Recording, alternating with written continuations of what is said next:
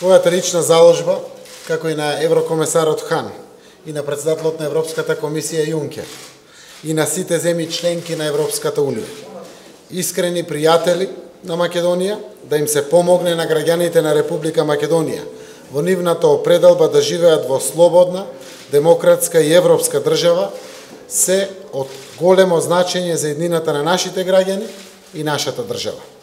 Затоа, како председател на владата, во име на граѓаните на Република Македонија, изразувам голема и безрезервна благодарност. Затоа што го слушнавте гласот на мнозинството граѓани и ги поддржавте демократските процеси во нашата држава на принципиелно ниво. Затоа што не упативте како политички раководства кон квалитетен и инклузивен реформски процес, а низ овој европски начин на водење на политиките, ние успеавме за само 10 месеци да направиме голем исчекор напред во евроинтеграциите. Затоа што ја препознавте исто така и позитивната енергија со која што влеговме искрено во реформскиот процес низ планот 369 и како што забележавте има позитивна промена во политичкиот менталитет што се забележува во целото наше општество. Ги вреднувавте конструктивните политики на владата, на диалог и соработка, на политичките чинители во државата и на опозицијата, вклученост на граѓанскиот сектор во носењето на реформите во правосудството, разузнавачките служби, администрацијата, медиумите, изборното законодавство. Тоа се клучни области во кои што имаше ургентна потреба од реформи, нотирани во договорите од Пржино, во извештајот на ПРИБЕ, ланскиот извештај на Европската комисија. Ги вреднувавте и поддржувате искрените политики на пријателство и добрососедство, низ кои што го затворивме билатералното прашање со Република Бугарија и сме на добар пат да го затвориме и билатералното прашање со Република Грција, доколку сите вклучени во процесот обстојат на утврдениот пристап за достоинствено решение за двете страни.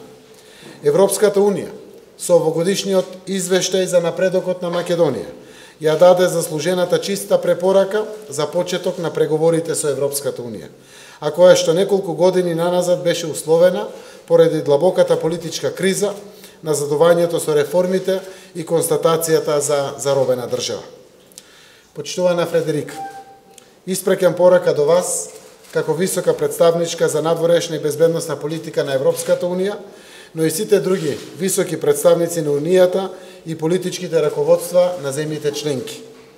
Останете фокусирани поддржувачи на Република Македонија. Енергично сме посветени на спроведувањето одржливи реформи и по планот 369 веќе од денес ги ставивме на маса подготовките за нова динамика на реформскиот процес до крајот на 2018 година. Ке ги оправдаме очекувањата, ке дадеме нови причини за поддршка, граѓаните на Република Македонија заслужуваат да бидат дел од Европа. Нека стане реалност очекувањето за добивање датум за почеток на преговорите на Македонија со Европската унија на Советот на министри во јуни. Интеграциите на Република Македонија во Европската унија и НАТО за нашите граѓани значат економски развој, нови работни места, поголеми плати, повисок животен стандард, мотивирани млади луѓе, интелектуална и работна сила која што ќе остане да живее и работи овде во Република Македонија. Интеграциите на Република Македонија и на целиот регион во Европската унија и во НАТО, мислам дека за сите е веќе јасно и дека е стратешки интерес од широки рамки за зачувување на демократските вредности, стабилноста и безбедноста во светски рамки, нешто што ги засега сите граѓани, каде и да живеат, а не само граѓаните од Западен Балкан. Граѓаните на Република Македонија со одлучност за промени во државата ја испратија пораката дека се подготвени да придонесат кон светла иднина за својата земја, но и да бидат предводници на позитивните промени во регионот, во светот. Почитувани граѓани, да останеме и сите ние фокусирани кон стратешките цели и да обезбедиме евроатлантските интеграции на Република Македонија и да го обезбедиме квалитетниот живот за сите. Владата е подготвена да предводи, но и тесно да соработува со сите вас на тој наш заеднички пат.